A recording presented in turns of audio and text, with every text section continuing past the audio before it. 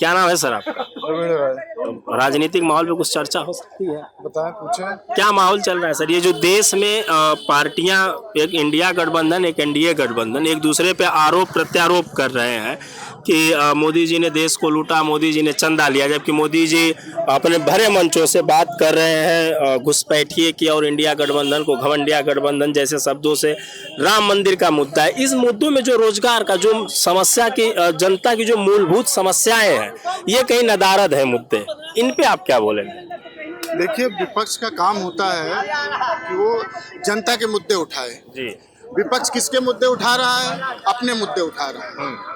ममता बनर्जी अपने लिए जमीन तैयार कर रही, राहुल गांधी अपने लिए जमीन तैयार कर रहे। कोई भी विपक्षी की पार्टियां जनता के मुद्दे को नहीं उठा रही। बेरोजगारी का मुद्दा किस ढंग से उठना चाहिए या महंगाई का मुद्दा उठना चाहिए, तो नहीं उठ रहा है। राम को गाली दे दो, ठीक है, हिंदुओं को गाली दे दो, सनातन को गाली दे दो, यही विपक्ष का मुद्दा रह गया है। तो मोदी क्यों ना मोदी होंगे? वो विकास भी कर रहे हैं, राष्ट्रवाद की भी बात करते हैं, धर्म के प्रति श्रद्धा भी रखते हैं, तो सब कुछ अच्छा है। तो बुरा क्या है उनके? सर, राष्ट्रवाद में क्या क्या चीजें आती हैं? राष्ट्रवाद में सर्वप्रथम आप राष्ट्र के प्रत्येक व्यक्ति को सम्मानित नजरों से देखिए, और जब देश हित की बात आए तो अभी क्या बयान आया है कश्मीर से? विपक्षी गठबंधन के ही तो फारूक अब्दुल्ला हैं, उन्होंने क्या कहा? पाकिस्तान ने चूड़ियां नहीं पहन रखी हैं, एटम बम उनके पास भी है। तो पाकिस्तान का समर्थन तुम कर रहे हो, भारत के पास क्या है? वो पटाखे रखे हैं। पाकिस्तान तो प्रधानमंत्री जी भी जाते हैं। प्रधानमंत्री तो पूरे वर्ल्ड में जाता है, वो तो उसका प्रोटोकॉल होता है, वो प्रोटोकॉल के तहत। प्रधानमंत्री में कोई पाकिस्तान में कोई प्रोटोकॉल नहीं था जब गए थे प्रधानमंत्री जी। एक नियम होता है, प्रोटोकॉल का भी नियम होता है और एक आपसी संबंध का भी नियम होता है। प्रधानमंत्री के मुंह से कभी आपने सुना कि पाकिस्तान बहुत अच्छा है, पाकिस्तान हमारे ऊपर अटैक नहीं करता, सारी गलती भारत की होती? सुना कभी? नहीं। तो कश्मीर के नेता क्यों ऐसी बात करते हैं? और उनका समर्थन कौन करता है? राहुल गांधी ने विरोध किया है को बार? नहीं। जो देश विरोधी बातें हैं उसका समर्थन तो कोई पार्टी नहीं करती है। नहीं तो जैसे भाई ने कहा कि नवाज शरीफ से बिना मुझसे चले गए, मैं साफ कहता हूँ, बिरयानी तो पहली बात तो मोदी बिरयानी खाते ही नहीं। इन विपक्षी, वो तो कहने की बात है कि जहाँ की जो चीजें फेमस होती है वो चीज कहने की बात है।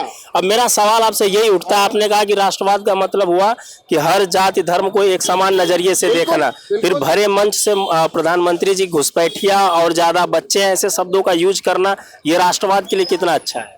उन्होंने किसी वर्ग का नाम लिया? सर, अगर उन्होंने किसी वर्ग का नाम नहीं लिया तो एक समाज में, एक सोसाइटी में बात चलती है, उसी बातों से उन्होंने संकेतों में बोला है कि ऐसा कहा जाता है कि मुसलमान जो होते हैं उनके बच्चे ज्यादा होते हैं, और प्रधानमंत्री जी मंच से यही बात बोले कि जिनके बच्चे ज्यादा हैं उन पे जो है संसाधनों का अधिकार हो जाएगा। चलिए, मैं आपसे पूछना चाहता हूँ कि प्रधानमंत्री ने कहा कभी क्या चीज कि मुसलमानों के पास बच्चे ज्यादा होते हैं? क्या हिंदू भाइयों के पास बच्चे नहीं है? 10-10 बच्चे हिंदू भाइयों के पास भी हैं। आप समझिए, जो देश के हित की बात होगी वो प्रधानमंत्री कहते हैं।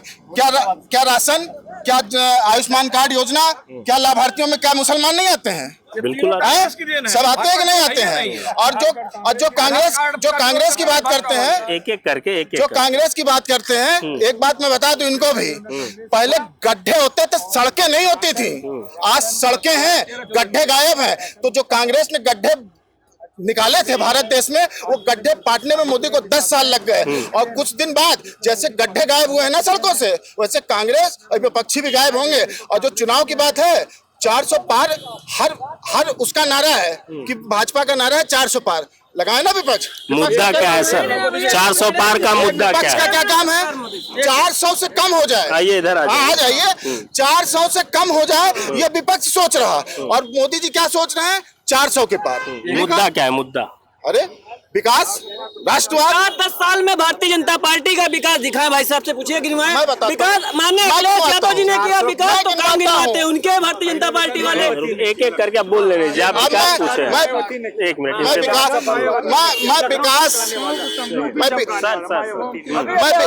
मैं विकास की बात करता हूँ। इस समाजवादी पार्टी के विकास की बात कर रहे हैं। नहीं, मैं विकास मुद्दे की बात कर रहा हूँ जो 2024 में जिन मुद्दे पे चुनाव लड़ा। मैं मुद्दा बता रहा हूँ। इन्होंने विकास की बात पूछी। पहले पूरे यूपी में, उत्तर प्रदेश की मैं बात करता हूँ, मैं कहीं पूरे देश की बात नहीं करता हूँ। पूरे उत्तर प्रदेश में 17 मेडिकल कॉलेज थे, आज पूरे उत्तर प्रदेश में 47 मेडिकल कॉलेज हैं। पहले छात्रों को CPMT के छात्र, नीट के छात्र जब पास होते थे तो उनके पास सीटों की संख्या कुल कितनी थी? कुल कितनी सीटों की संख्या थी? 1700। आज कितनी सीटों की संख्या? 4200। JNU में सीटों की संख्या कम कर दी गई। JNU में सीटों की संख्या कम कर, ये आप प्रमाण दीजिए।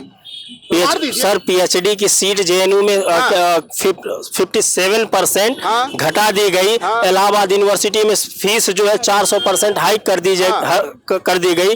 दिल्ली विश्वविद्यालय का छात्र हूँ, वहाँ पे फीस बढ़ा दी गई। तो ये किस तरीके का रोजगार है? अच्छा, या ये किस तरीके का विकास है? अच्छा, एक बात बताइए, जब भारत देश आजाद हुआ था, $1 की कीमत $1 हुआ करती थी, ठीक है?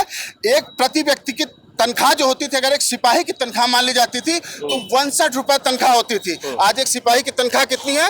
50,000 रुपया। एक क्लर्क की तनख्वाह कितनी है? आप समझिए, जैसे जैसे चीजें बढ़ती हैं उस हिसाब से महंगाई। क्या आज 10,000 रुपए सालाना फीस है? 8 से 10,000 रुपए सालाना फीस है डिग्री कॉलेजों में BA की, ठीक है? बहुत ज्यादा है, आप बताइए। और उस पर भी सरकार अनुदान देती है, स्कॉलरशिप देती है। आप 8 से 10,000 रुपए फीस की बात कर रहे हैं साल की। जो आदमी रोज का 350, 400, 500 रुपए कमा रहा है उसके लिए ज्यादा नहीं है। अच्छा, एक बात, हमारी आबादी सबसे ज्यादा किस? एक बात बताइए जी, 2014 से पहले कितनी थी? 2014 से पहले आप बताइए कितनी? आप बताइए कितनी थी?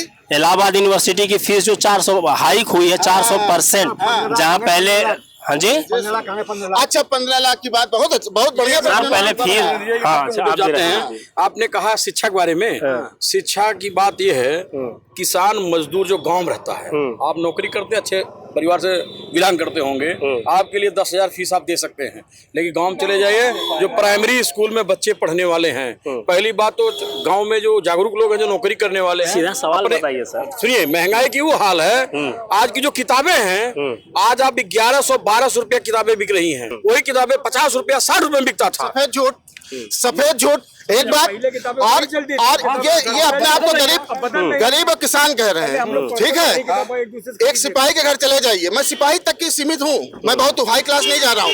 उसके कितने बच्चे हैं? 2 बच्चे। एक किसान के घर चले जाओ, कितने हैं? 10। सरकार की जिम्मेदारी है। और क्या? आबादी किसकी जिम्मेदारी? तुम सरकार के भरोसे बच्चा पैदा होगा। किसान की जिम्मेदारी किसकी है? खाली वो अडानी अंबानी देखेगा कि गवर्नमेंट देखेगी? अडानी अंबानी का राइट ऑफ करेंगे, कर्जा माफ करेंगे। किसान एक सेकंड, मैं सवाल को थोड़ा सा क्लियर करता हूँ। किसान रोजगार देता है। ये जो सिपाही साहब हैं, अगर किसान के घर पैदा हुए हैं, सुनिए, अरे आपकी हाइट बता रही है। मैं व्यवसायी हूँ। पहली बार आप कपड़ा देख के, हाइट देख के ये डिसाइड में, सवाल इनका आप समझे हैं? आप इनका सवाल समझे हैं? मतलब हमारे 2 बच्चे की बात कर रहे हैं, मेरे पास 5 बच्चे हैं। क्यों हैं? सर, ये तो सवाल नहीं हो सकता। मैं बता देता हूँ, 5 बच्चे मैं पैदा करता हूँ तो मेरे अंदर इतनी औकात होनी चाहिए कि उन 5 पढ़ा रहा हूँ, छीनने लगे। हम पढ़ा रहे हैं, गवर्नमेंट क्या करेगी? फीस बढ़ा देगी हमारे 5 बच्चों के लिए। छीनने लगे। सुनिए, आप छीनने लगे। सुनिए, तो क्यों सरकार से भीख मांगते? क्यों भीख मांगेंगे? सरकार की नैतिक जिम्मेदारी, एक सेकंड, सरकार की नैतिक जिम्मेदारी क्या है सर? सुनिए, सरकार की नैतिक जिम्मेदारी है पूरे देश को ढंग से चलाना। सरकार की नैतिक जिम्मेदारी, एक कमरा है, उस कमरे में 10 लोगों के बैठने की व्यवस्था है और उसी कमरे में 100 लोगों को घुसेड़ दिया जाए, बड़ी बड़ी सरकारें फेल हो जाती हैं। आप आबादी को काउंटर कर रहे हैं सर। चाइना बगल में चाइना है। 150 करोड़ हम लोग हो गए हैं ना, 150 करोड़। हाँ जी, जब संसद का 35 करोड़, देश की हालत बहुत खराब थी। आज संख्या बढ़ी है, लोग सब जो हुए हैं, लोग काम कर रहे हैं, अच्छा विकास कर रहा है। देखिए, अगर आदमी ज्यादा होंगे तो संसाधन भी तो बढ़ेगा, उपयोगिता भी तो बढ़ेगी। ज्यादा होंगे। एक आदमी बेरोजगारी की आप बात कर रहे हो ना, रोजगार में केवल सरकारी नौकरी तो नहीं आती है। मैं सरकारी नौकरी तक आपको ले आता हूँ। 5 पद निकलते हैं, उसमें 10 लाख लोग भरते हैं। 10 लाख में 5 लाख लोग ब्रिलियंट होते हैं। बात ध्यान दीजिएगा, उनमें से 3 लाख लोग बिलियन से बिलियन होते हैं 5 पद के लिए। उस पद की औकात उसी समय खत्म हो जाती है जब उस पद से हाई क्लास के कम से कम 50,000 आदमी फॉर्म भरता है। सरकार भर तो सिर्फ 5 ही को सकती है ना। बाकी 49,500 आदमी क्यों बेरोजगार है, उसका कारण मैं बता रहा हूँ। बात समझिए हमारी, उसका सबसे बड़ा कारण है हमको आपको सबको विकासवाद के साथ राष्ट्रवाद पर सोचना चाहिए कि बच्चे हम इंसान है ना, जानवर तो नहीं है। सर बच्चों वाली बात पे एक बयान मुझको याद आता है, आजमगढ़ से दिनेश लाल यादव निरहुआ बयान देते हैं रोजगार के मामले में कि योगी और मोदी जी ने तो बेरोजगारी रोक दी, उन्होंने बच्चे नहीं किए। ये बयान किस तरीके से, इसकी उपयोगिता क्या, ये कितना उचित है सर?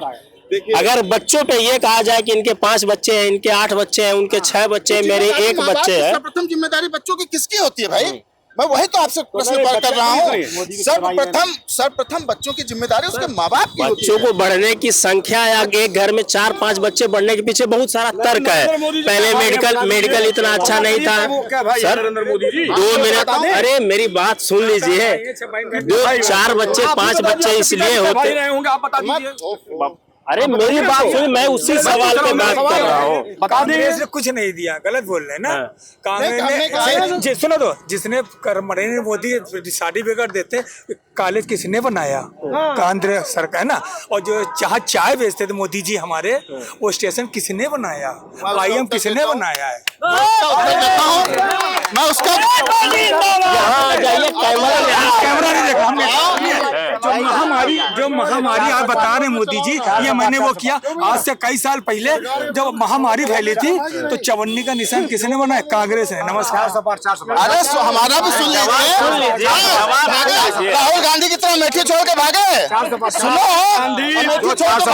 रायबरेली में इनसे ये पूछिए बनारस क्यों चले आए? इनसे ये पूछिए कांग्रेस इतना काम कर रही है, मोदी जी कौन सा काम किया? पूछ रहे हैं कांग्रेस अपना काम कर दिए, मोदी एक काम बता दिए अंदर। मोदी जी का एक काम बता दीजिए सर, आइए आगे आइए। अच्छा हम बताते हैं मोदी जी का काम। इन पिछले 10 वर्षों में जो रेलवे स्टेशन जिसपे 1 किलोमीटर जो रेलवे ट्रैक बिछता था, 1 किलोमीटर जो रेलवे ट्रैक बिछता था, कहीं 2 महीने 3 महीने में प्रतिदिन 5 किलोमीटर रेलवे ट्रैक बिछ रहा है। बात ध्यान दीजिएगा। और जो पैसेंजर ट्रेनें चलती थी, वो पैसेंजर ट्रेनें अब धीरे धीरे ट्रैक से गायब हो रही है। एक्सप्रेस चल रही, जो ट्रेनें 24 घंटे लेट होती थी, वो बहुत ऑप्शनल कहीं पे 7 घंटे या कोई ट्रेन 6 घंटे लेट होती है। बाकी सारी ट्रेन 2 से 1 घंटा 1.5 घंटा जो लंबी टूरी की। सर अभी ये तो नहीं हुआ है। अभी तो ये नहीं हुआ है कि ट्रेनें लेट ना हो। जुमले कहते नहीं है कि 4 जून, ये नहीं कहते हैं कि 4 जून भाजपा ढूंढ। ये खाली इस सरकार में खाली दलाली नहीं कर रहे हैं, खाली दलाल परेशान है। आम आदमी कोई नहीं परेशान है, खाली दलाल परेशान है। ये चोर दलाल बेईमान परेशान है। मैं आपको अभी बता रहा हूँ। भारतीय जनता पार्टी 4 जून को राहुल गांधी, सोनिया गांधी, प्रियंका वाड्रा कहीं भाग जाएंगे। अखिलेश इटावा साहब कोई मैनपुरी भाग जाएंगे, ठीक है। और आएगा तो मोदी।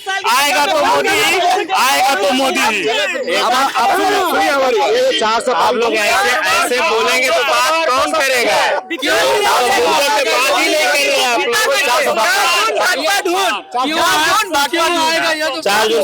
भारतीय जनता पार्टी 400 सीटें हार जाएगी। 143 सीटें खाली जीतेगी। 143 दलाली लोग बंद हो गई। ये कहते थे गौ हमारी माता है, गौ काटने वाली चंदा लेते हैं, 400 काटने वाली फैक्ट्री चंदा लेती है भारतीय जनता पार्टी। अभी देखिए ये तमीज नहीं है इनको। सुन लीजिए, गाय कटती है कि भैंसा कटता है?